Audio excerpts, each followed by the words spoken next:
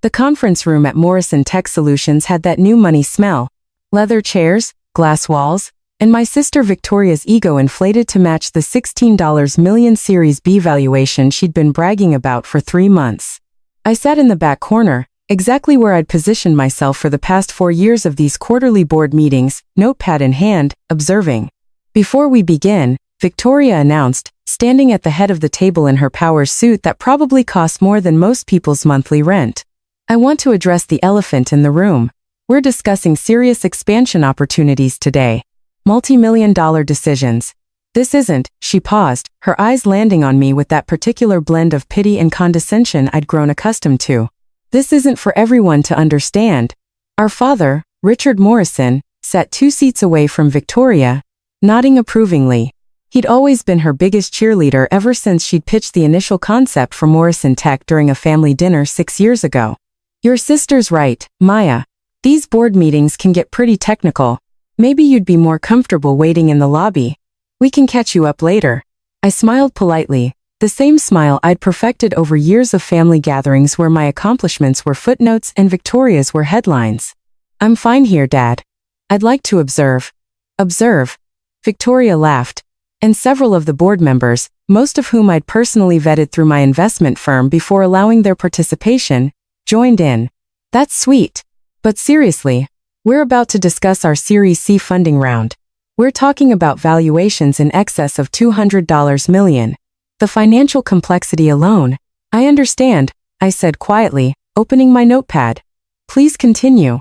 My brother-in-law, Derek, who'd married Victoria 3 years ago and immediately positioned himself as the company's chief operating officer despite having exactly 0 operational experience, leaned forward. Maya, no offense, but do you even know what a Series C funding round is? I have a general idea, I replied. A general idea? Derek exchanged glances with Victoria. This is exactly what we were worried about. Victoria, maybe we should implement that board observer policy we discussed. Limit attendance to people who actually contribute financially. The words hung in the air like a challenge. I felt my phone vibrate in my pocket, probably my investment firm's daily update, but I ignored it. Victoria tapped her pen against the table. Derek has a point. Maya, I love you. You're my sister. But let's be honest about your financial situation.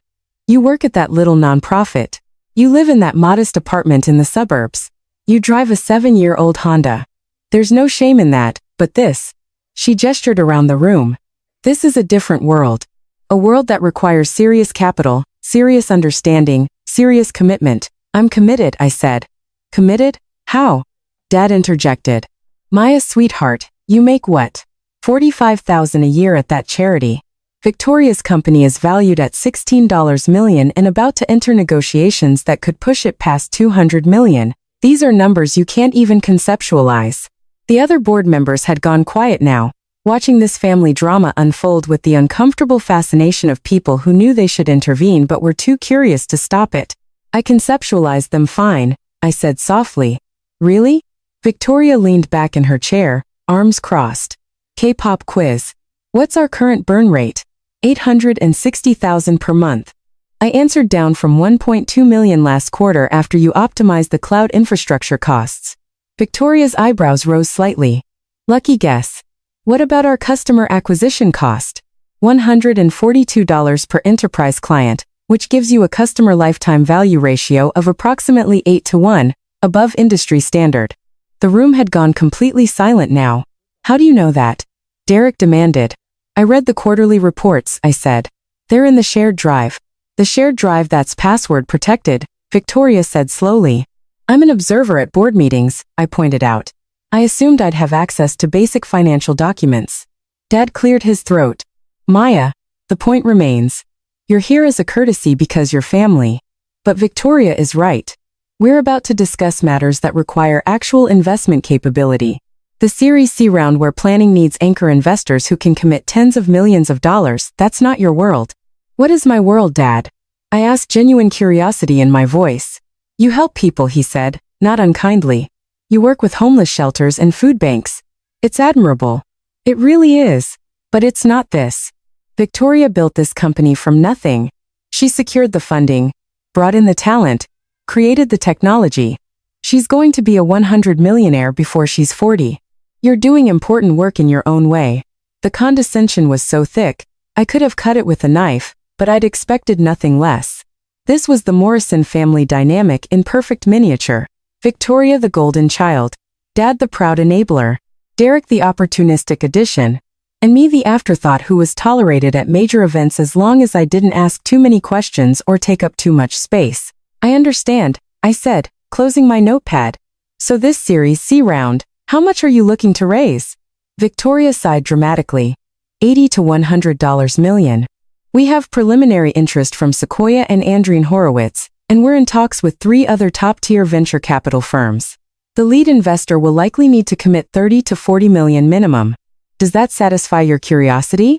It does, I said. And you're confident you'll close the round? Absolutely. Victoria's confidence was unshakable. We have a revolutionary product, a proven business model, and year-over-year revenue growth of 340%. Every VC in Silicon Valley is trying to get into this round. We're oversubscribed before we've even officially opened the fundraising process. That's impressive, I said sincerely. It is, Dad agreed, beaming at his eldest daughter. Victoria has a gift. Always has. Some people are born entrepreneurs, born leaders. Others are born helpers.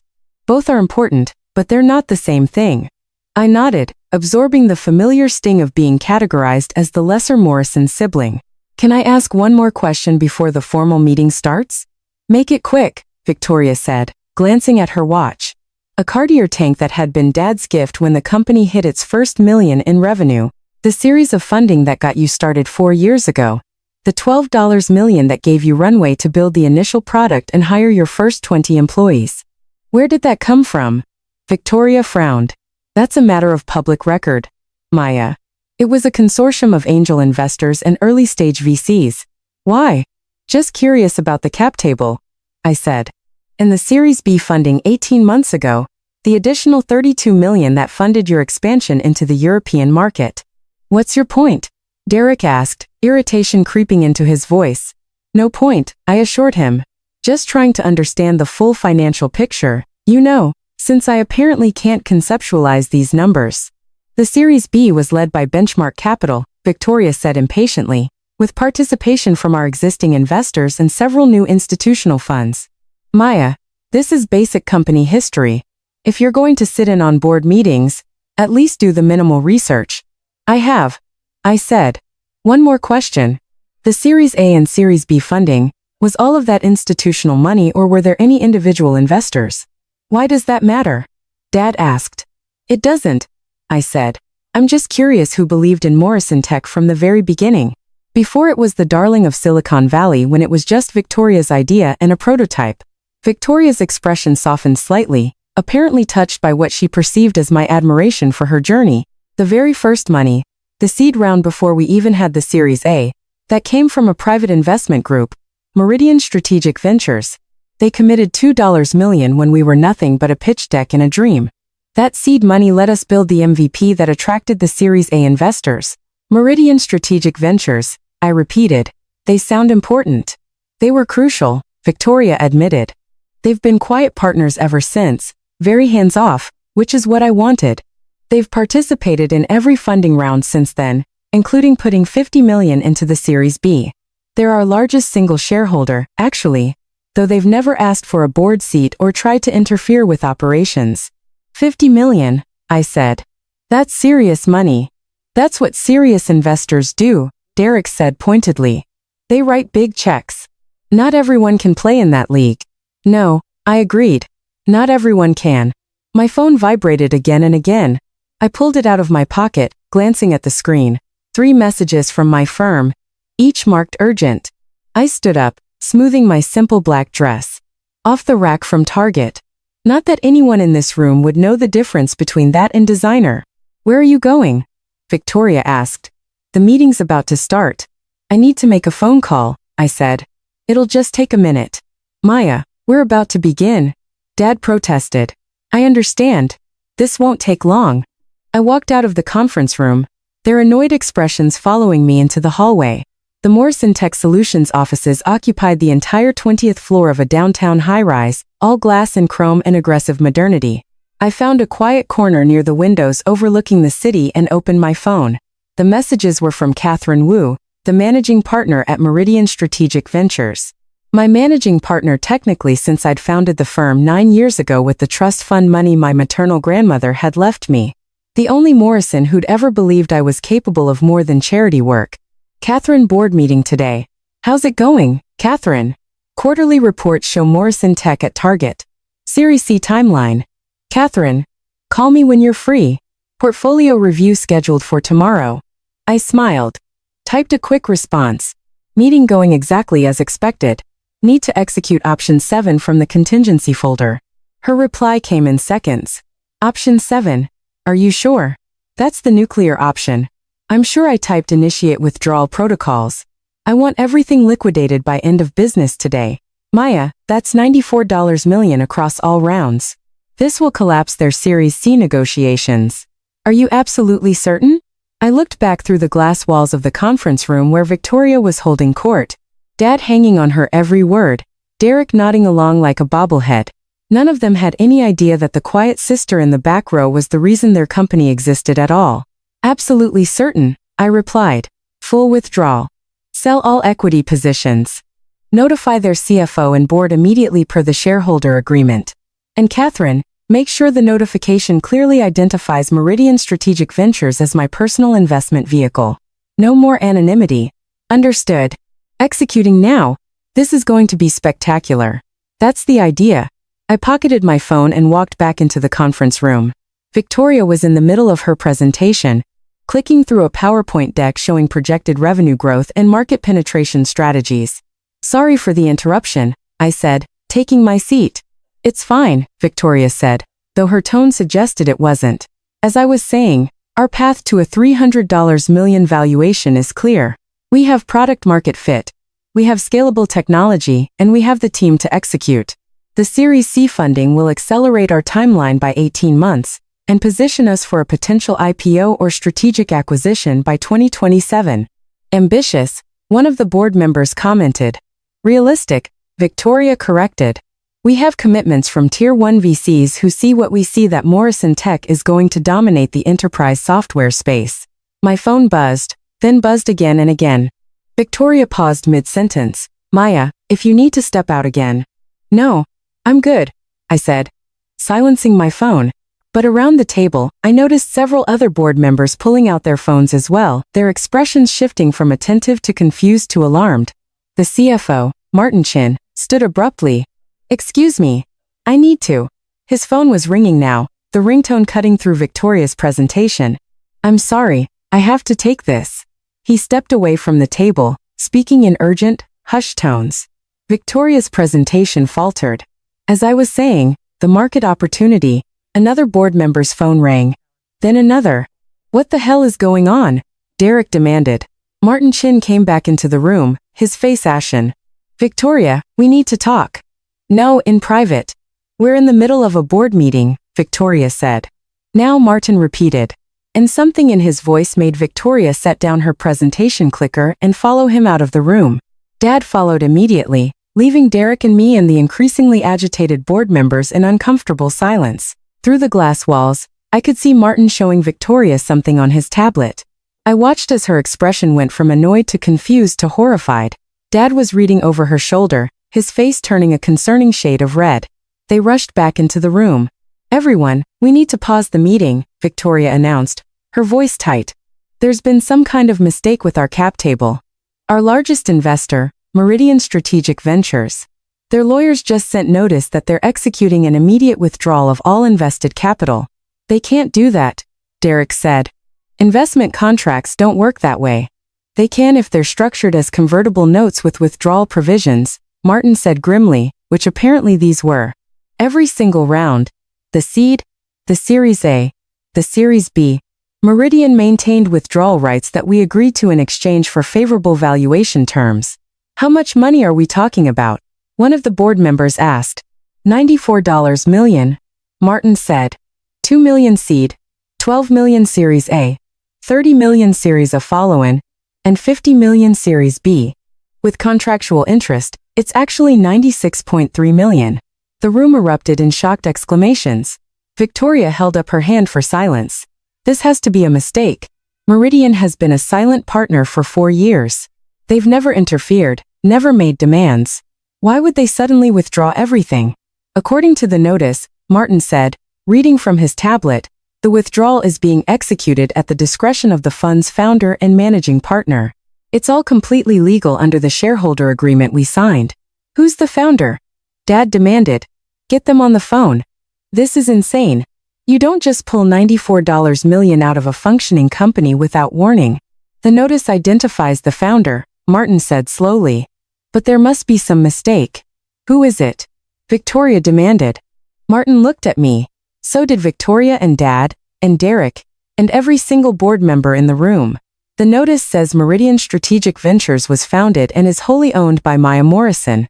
Martin said it says she's the sole decision maker for all investment activities and portfolio management. The silence that followed was absolute. That's impossible. Victoria said finally. Maya works at a nonprofit. She doesn't have that kind of money. According to the corporate filings, Martin continued, pulling up documents on his tablet.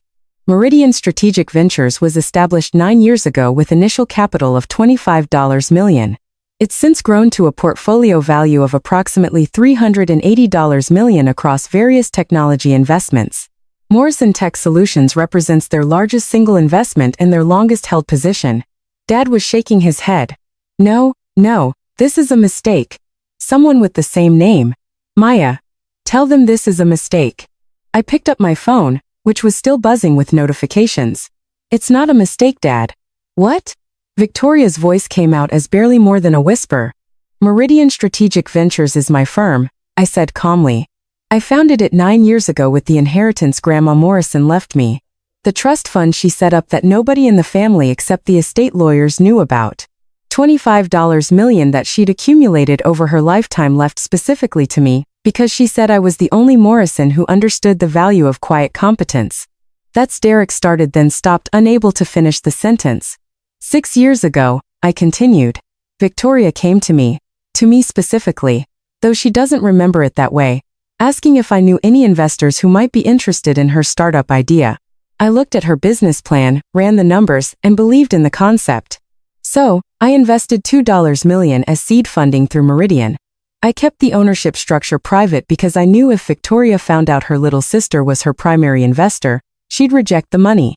You're lying, Victoria said. But there was no conviction in her voice. When the Series A came around, I continued, I personally recruited the other investors, made the introductions, and led the round with $12 million of my own capital. The VCs whose names are on the cap table, they came in because I convinced them to. Same with the Series B.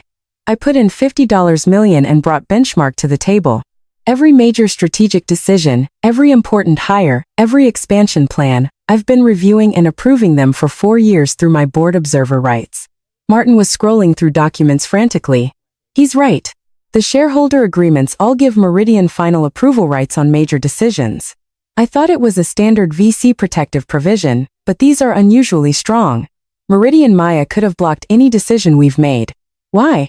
Victoria asked, and for the first time she sounded vulnerable rather than angry. If this is true, why stay silent? Why let us think that I was the failure? I finished that I was the Morrison who couldn't keep up because I wanted to see if you could succeed on merit alone. I believed in your technology, Victoria. I genuinely did, and I still do. The product is revolutionary. But I wanted to know if you could build a company based on the quality of your work, not on family connections or pity investments. And could I? Victoria asked. You could. I confirmed. You're genuinely brilliant at product development and strategy. Morrison Tech succeeds because you're talented, not because of me. But here's the problem. You're terrible at recognizing the contributions of people you've decided aren't worthy of your respect. Dad found his voice. Maya, sweetheart, if there's been some miscommunication, there's been no miscommunication. I said. For 4 years, I've sat in these meetings and listened to you all explain why I couldn't understand basic business concepts. I've watched you patronize me, dismiss me, and treat my questions like adorable attempts at participation. Today, Victoria told me this meeting was for serious investors only. Derek asked if I even knew what a Series C funding round was. Your dad said I couldn't conceptualize numbers in the millions. We didn't mean, Derek started. You meant exactly what you said. I interrupted. And that's fine. People reveal who they are when they think there are no consequences. But here's the thing about being a silent partner. You get to stay silent until you choose not to. Victoria's phone rang.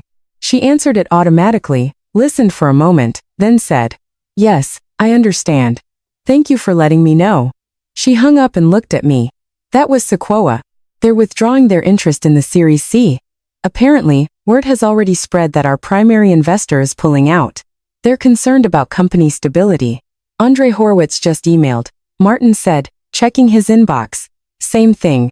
They want to pause discussions until the situation with Meridian is resolved. The notifications kept coming. One by one, the VCs who'd been fighting for a piece of Morrison Tech Series C were backing away, spooked by the sudden capital withdrawal and the uncertainty it created.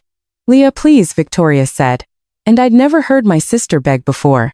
"Don't do this. The company needs that capital.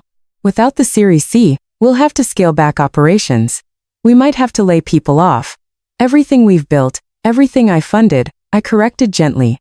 "Victoria, $94 million of the money that built Morrison Tech came from me. The other investors contributed $22 million combined. You've been running a company that was 76% funded by your little sister, the one you thought couldn't understand board meetings. What do you want?" Derek asked bluntly. "You want us to apologize? You want recognition? A board seat? Name your price." "I don't want anything from Morrison Tech," I said. "The company will be fine. You have strong revenue, a solid product, and legitimate market demand. You'll find new investors eventually, though probably at a lower valuation once word spreads that your cap table was built on convertible notes with withdrawal provisions. Future VCs will be more cautious." "Then why are you doing this?" Dad demanded.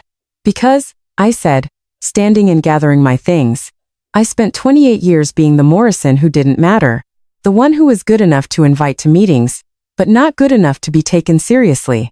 I built a $380 million investment portfolio, became the primary funder of your flagship company, and you still looked at me and saw someone who couldn't conceptualize large numbers." "We didn't know," Victoria said. "You didn't ask," I countered. "Not once in 4 years did any of you wonder where Meridian Strategic Ventures came from, who was behind it, or why they were so invested in your success. You just took the money and assumed you'd earned it through your own brilliance alone." My phone buzzed with a message from Catherine. "All equity positions sold. Funds transferred. Morrison Tech shares purchased by Holding Consortium. They'll be more hands-on investors than you were. Good luck to them. The equity has been sold. I announced your new primary investors are a consortium that specializes in operational turnarounds. They'll want board seats, voting rights, and regular operational reviews. No more silent partnership." "I please," Dad said. "You're family. We can work this out." "I am family." I agreed. Which is why I invested in the first place, and why I stayed invested even when I could have liquidated years ago at a significant profit. But family respect goes both ways, Dad. You don't get to treat someone like they're intellectually and financially inferior for 4 years, and then claim family loyalty when the bill comes due. I walked toward the door then paused. "For what it's worth, Victoria, you really do have a great product.